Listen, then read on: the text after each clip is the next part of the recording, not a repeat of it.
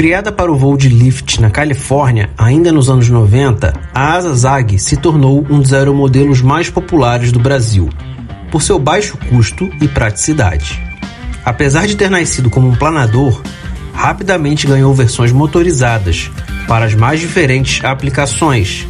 Versões menores desempenham muito bem em alta velocidade e versões maiores são queridas pelos que gostam dos voos FPV de longa duração.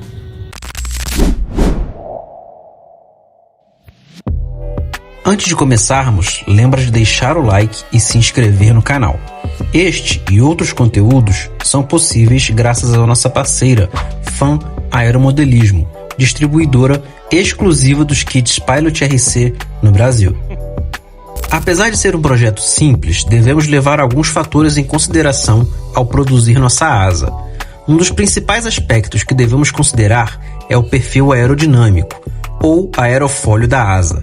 Podemos dizer, de forma simplificada, que um perfil mais grosso resulta em um voo mais lento e estável, e um perfil mais fino resulta em um voo mais rápido e ágil. Temos alguns perfis tradicionalmente utilizados em asas Zag, cada um deles com seus prós e contras. Os perfis Zag 10 e Zag 12 são os mais clássicos e de maior espessura. Os perfis MH60 e MH45 são mais modernos e proporcionam um voo mais rápido. A envergadura da asa precisa manter relação direta com a proposta e a eletrônica a ser utilizada. Via de regra, asas menores de 70 a 100 cm funcionam melhor com propostas de alta velocidade, pois torna-se mais viável superdimensionar o motor. Já asas maiores de 120 cm ou mais tendem a funcionar bem como modelos de melhor planeio e grande autonomia, pois é possível alcançar com facilidade uma menor carga alar. Popularmente associado à velocidade, o enflechamento da asa não é característica determinante de velocidade final de um modelo. Na asa Zag, o enflechamento terá consequências no grau de estabilidade e na facilidade de acerto do centro de gravidade do modelo. Um maior enflechamento proporciona uma maior estabilidade e uma maior facilidade de acerto do CG. De forma contrária, uma asa com pouco ou nenhum enflechamento terá um voo mais crítico. Uma característica muito particular da asa Zag é o uso de washout nas pontas das asas. Washout nada mais é que uma torção negativa permanente das pontas das asas, utilizado para evitar o stall de ponta de asa. Popularmente, acreditamos que o stall está associado a baixa velocidade, mas não, o fator determinante do stall é o ângulo de ataque. Quando estamos em baixa velocidade, aumentamos o ângulo de ataque da asa. Esse ângulo pode chegar a um valor crítico que gera o stall. Com o washout, as pontas das asas da Zag mantêm cerca de 3 graus de inclinação a menos que a raiz. Porém, apesar de favorecer o voo em baixas velocidades, o washout traz consequências negativas ao voo de cruzeiro. Seu uso é opcional. O modelo para encontrar o centro de gravidade da asa Zag é bem simples e utiliza a corda média. Para iniciar, meça a corda da raiz e a corda da ponta da sua asa. A partir da raiz, acrescente à frente e atrás a medida da corda da ponta.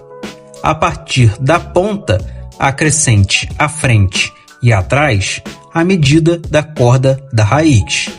Agora, a partir dos 4 pontos mais distantes gerados, trace um X interligando-os. No ponto de interseção das linhas, faça uma marcação na asa. Este é o ponto da corda média. Meça o comprimento da corda neste ponto e divida o valor por 5. O CG da asa estará no primeiro quinto da corda média encontrada. O tipo de isopor utilizado na construção pode variar, mas o ideal é um isopor de maior densidade. O mais utilizado no aeromodelismo é o famoso P3, mas talvez não o encontre mais por esta nomenclatura. Atualmente, o material equivalente ao P3 é o isopor T5 ou F5. Ambos seguem os mesmos princípios e especificações técnicas, mas o F5 tem o diferencial de retardar o fogo. Isopor pouco denso, como o T1, famoso isopor de papelaria, resultará em uma asa extremamente frágil e suscetível à torção. Já um isopor muito denso, como o T7, pode agregar peso excessivo. O primeiro passo para cortar a asa é ter os perfis em mãos. Eu selecionei aqui o MH45 e eu cortei o perfil da raiz e o perfil da ponta. Eu gosto de usar a folha de alumínio, porque eu colo o papel impresso aqui em cima, corto com estilete comum, venho passando o estilete, consigo cortar, depois eu removo o papel e dou um acabamento com lixa aqui por cima, para que ele fique totalmente liso, para impedir que o fio de corte agarre em algum ponto. Isso aqui eu consigo reutilizar diversas vezes. Não é mandatório fazer em alumínio, você pode cortar em MDF, compensado, qualquer material que você tenha precisão para cortar, que você consiga um acabamento liso para impedir que o fio agarre e principalmente que seja resistente à temperatura, porque o fio que vai passar aqui é quente. Se você cortar em plástico, o fio vai cortar o seu molde. Então é importante que ele seja resistente à temperatura. Esse perfil que a gente corta, ele precisa ter algumas características nele. Aqui a gente vê que ele tem um ressalto na ponta. Aqui na parte de trás não vai dar para ver, mas ele está mais comprido do que a asa. A asa não acaba em 0 milímetros aqui. Ela acaba um pouquinho aqui para frente, com mais ou menos 3 milímetros de largura. Então ele está mais longo do que o ideal, para ter uma sobra na frente e uma sobra atrás. Para que isso? Para a gente ter um apoio na entrada e na saída do fio. Se a gente deixa sem apoio na entrada e na saída, a gente não consegue iniciar e finalizar o corte com precisão. Então, o ideal é inserir essas extensões aqui no próprio perfil que a gente corta. Algumas pessoas utilizam um prego enficado no isopor, um palito de churrasco. Eu acho mais prático fazer no próprio perfil, porque eu já colo tudo de uma vez, arranco tudo de uma vez, fica mais prático. Outra coisa que dá pra gente reparar é que tem uma linha bem aqui no meio, uma linha bem retinha. Na ponta também. Essa linha, ela vem desenhada no perfil. Ela é a linha base do aerofólio, como se fosse a referência central dele. A gente usa essa linha aqui para poder alinhar isso aqui no isopor. Sem isso aqui, fica muito difícil, a chance da gente errar é grande. Então, quando for cortar o seu perfil, lembre de fazer essa marcação aqui no centro, que vai te ajudar a centralizar esse perfil.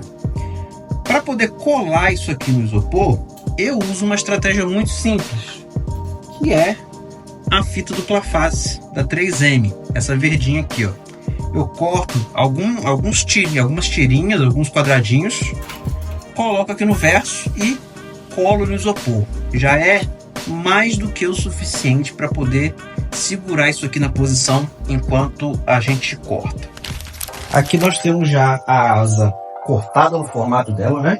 Então a gente corta ela no formato final que ela vai ter, tanto de corda quanto de envergadura. A gente não precisa cortar maior do que ela vai ter de medida no final. É importante a gente lembrar que as asas são espelhadas. Então, uma é à direita, a outra é à esquerda. Depois que a gente corta, a gente precisa traçar uma linha de referência. Lembra da linha de referência lá da nervura? Ela tem que bater com essa linha que a gente marca aqui na asa. Eu marquei o suficiente para conseguir inserir o perfil todo aqui dentro do isopor. Tem que ter esse cuidado, não pode ficar pedaço de perfil sobrando nem para cima, nem para baixo. E aí, na ponta da asa, a gente coloca o washout, se quiser colocar, né? E é a partir dessa linha aqui que a gente vai determinar a angulação desse washout. Se você quiser um washout de 3 graus, você vai alternar a linha de referência do perfil 3 graus em referência a essa aqui. Então, a ponta da nervura que você vai colar aqui vai ficar 3 graus para baixo com relação a essa linha que você marcou. Que essa linha aqui, ela está totalmente alinhada com o isopor. Feita a marcação, colado os perfis aqui de guia de corte, você vai colocar na mesa. E aí, quando coloca na mesa, é importante você colocar apoio em cima. Eu uso alguns livros. Para que isso? Quando a gente passa o fio, o isopor ele solta, ele vai soltando. E aí, se não tiver nada segurando no lugar, ele vai começar a enrolar no próprio fio e você vai virar uma confusão. Outra coisa, se a gente não usa apoio em cima, a peça de isopor ela vai movimentar à medida que você passa o fio. Então você vai ter muita dificuldade de cortar. Então tem que ter um peso em cima para manter tudo estável. Eu uso livro, mas pode ser algum pote de vidro, qualquer coisa que faça peso em cima. Cortar a asa não é um processo muito difícil, mas tem alguns cuidados que a gente precisa ter. O fio que a gente vai usar, ele tem que estar bem quente. Se ele estiver frio, ele vai enroscar no isopor, não vai funcionar. E ele tem que estar bem tensionado. O fio é de aço. Quando ele esquenta, ele dilata. Então ele tende a afrouxar. Para manter tensionado, eu uso uma mola de tração aqui. Isso aqui, por mais que o fio esquente e dilate, ele vai estar sempre tensionado. Isso é muito importante, porque quando o fio ele curva, faz uma barriga, ele marca todo o isopor. Então é muito importante que o fio esteja muito bem esticado e quente. Se ele estiver frouxo e frio, ele vai embarrigar muito e vai marcar todo o seu isopor. Outra coisa que a gente faz para evitar que o isopor fique todo marcado, como se fossem estratificações no corte, a gente precisa passar esse fio da forma mais constante possível. Então, iniciar e finalizar o corte na mesma velocidade, de forma constante. Se a gente anda um pouquinho para, toda vez que a gente parar o fio, ele vai marcar a nossa asa. Então tem que ser um movimento constante. Aqui a gente tem uma asa trapezoidal, a corda da ponta é menor que a corda da raiz. Isso traz uma dificuldade adicional na hora do corte. Para conseguir cortar uma asa trapezoidal, a gente tem que iniciar na raiz e na ponta ao mesmo tempo e finalizar na raiz e na ponta ao mesmo tempo. Como assim? A gente precisa passar a ponta do fio que está aqui na raiz mais rápido do que a gente está passando aqui na ponta, para que os dois lados cheguem no final ao mesmo tempo. Se a gente chegar primeiro aqui na ponta e depois na raiz, a gente vai desalinhar aqui o boto de fuga e a gente vai perder a asa. Então, quando a gente vier passando, a gente tem que tomar o cuidado de acelerar o lado de cá que é maior. Então a gente vem passando de lá mais rápido, para quando chegar aqui no final, sair ao mesmo tempo. E a gente tem que fazer isso da forma mais constante possível. Não acelerou, parou. Tem que vir constante e chegar no final ao mesmo tempo numa velocidade regular.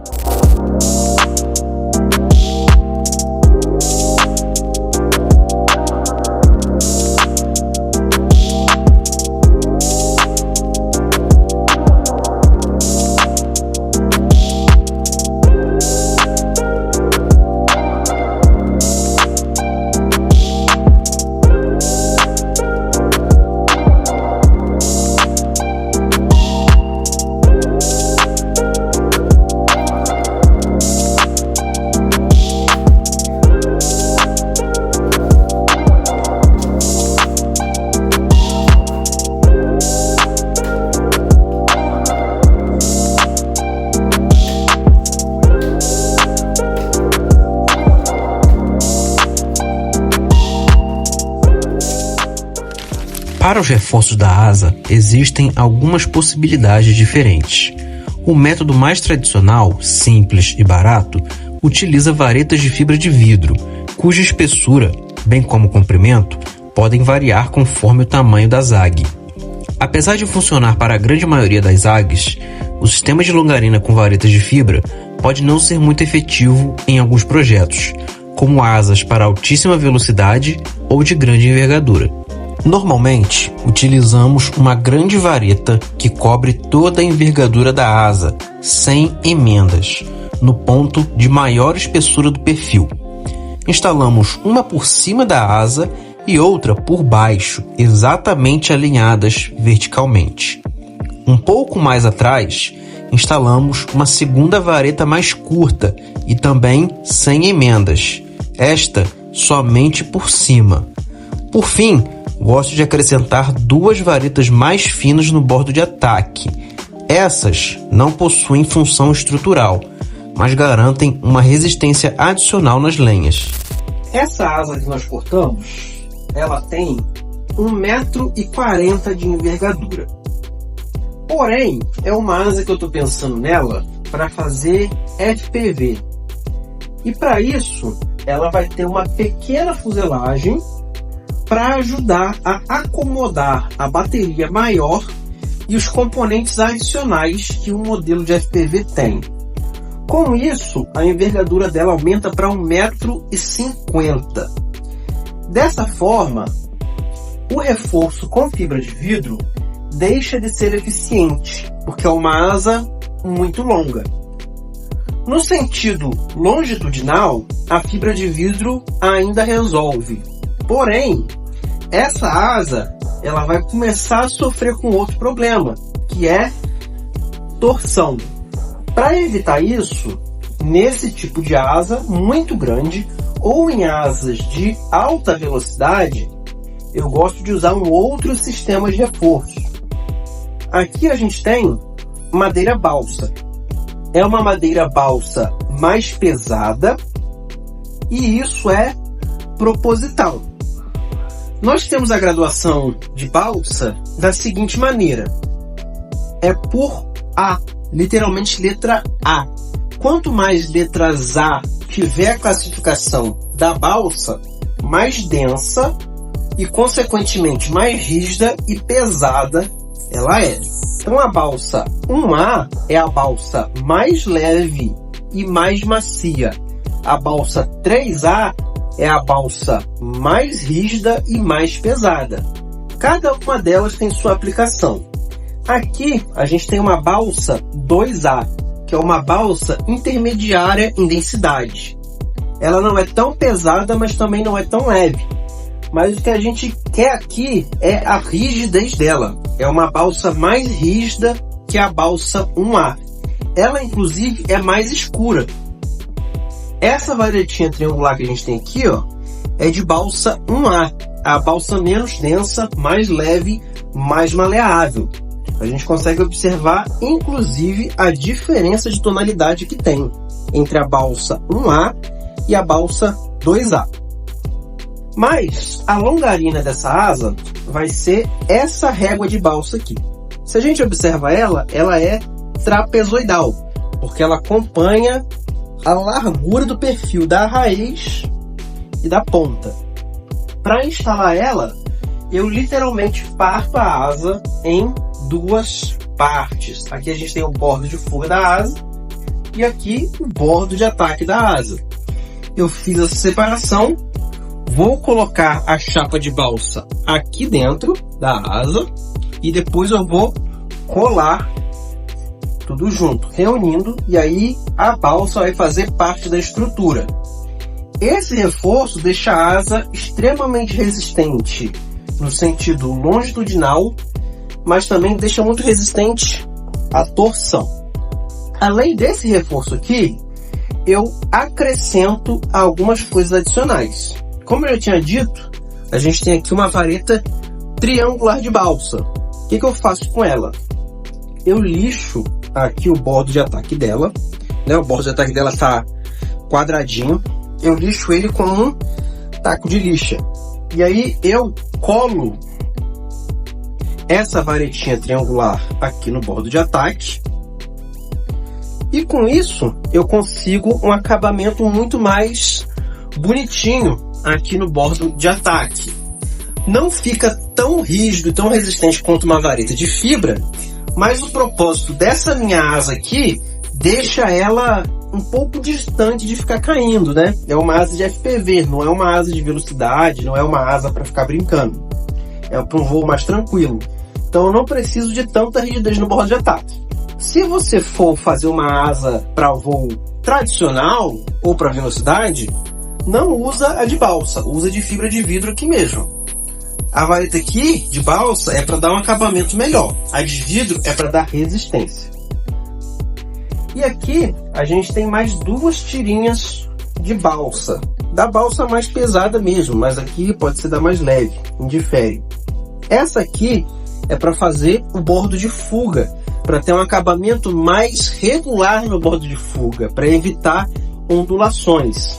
Então, aqui no bordo de fuga, ao invés de deixar no isopor cru, que fica difícil a gente manter esse acabamento retinho na hora de lixar, eu vou colar aqui uma varetinha de balsa, que vai me ajudar com esse acabamento.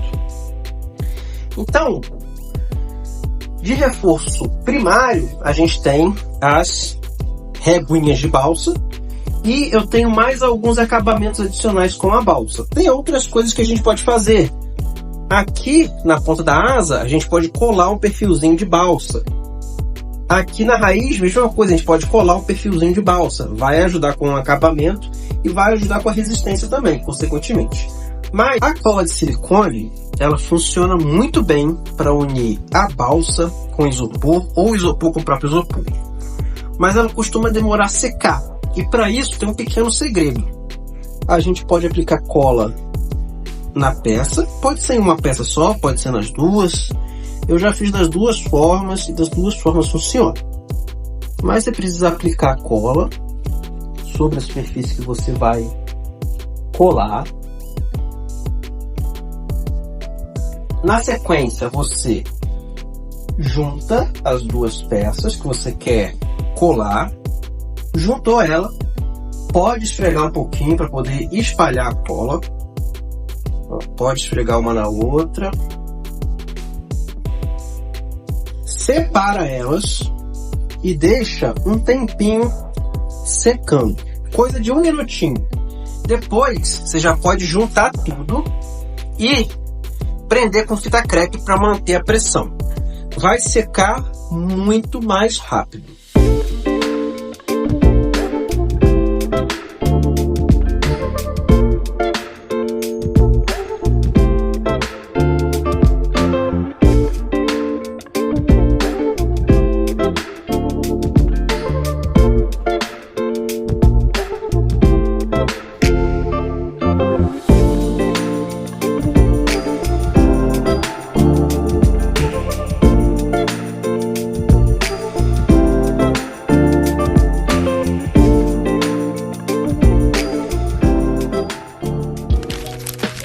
O acabamento da asa ZAG pode ser feito com uma série de materiais diferentes, alguns mais convencionais, outros mais rebuscados.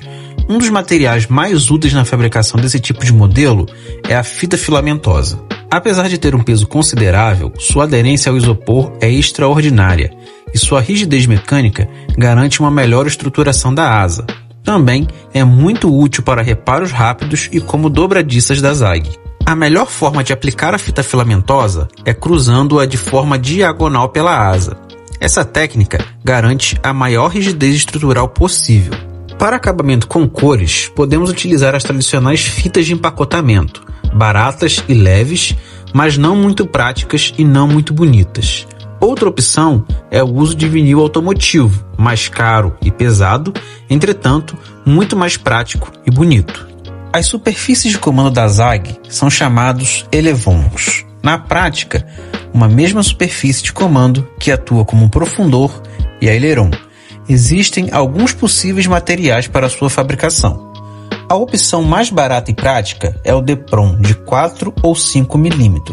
porém é um material pouco rígido, que sofre com torção e desgaste rápido. Outras opções são compensado ou madeira balsa, ambos de 3 mm. São opções mais caras, porém muito mais rígidas e duráveis, garantindo melhores características de voo para o modelo. Na asa ZAG, os winglets têm a função de estabilização vertical. Os materiais utilizados também são diversos, podendo ser Depron, madeira ou até mesmo poliondas, a famosa pastinha escolar. Seu formato não traz grande influência, podendo ser triangular, quadrado ou até mesmo redondo. O importante é que acompanhe o comprimento da corda da ponta da asa. Neste capítulo, veremos 2 projetos de asa ZAG, um para voo mais lento e calmo, outro voltado para velocidade. A asa para voo mais lento tem 120 cm de envergadura e usa um perfil mais grosso, podendo ser o ZAG 12. A eletrônica utiliza um motor de KV mais baixo, por volta de 1200, com uma hélice grande, por volta das 11 polegadas. A bateria para acertar o CG precisa ser maior, com uma 3S de 2200 mAh. Podem ser utilizados 2 servos micro, porém de alto torque. Já a asa para velocidade é menor, com 90 cm de envergadura e um perfil mais fino, como o MH45. A eletrônica utiliza um motor de KV mais alto, de 3.500 ou mais, com uma hélice pequena, de 4 ou 5 polegadas. A bateria não pode ser muito grande.